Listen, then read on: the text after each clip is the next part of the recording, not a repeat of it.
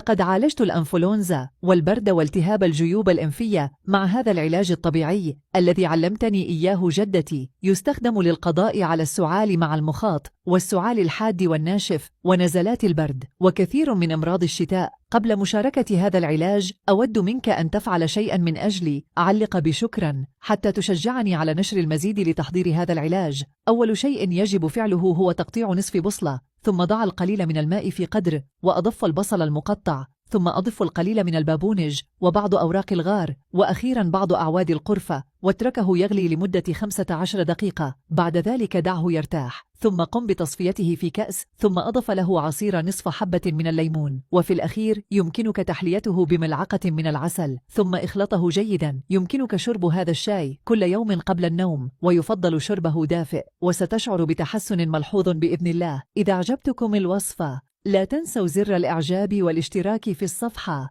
لكي تتحصلوا على كل الوصفات الطبيعية الفعالة.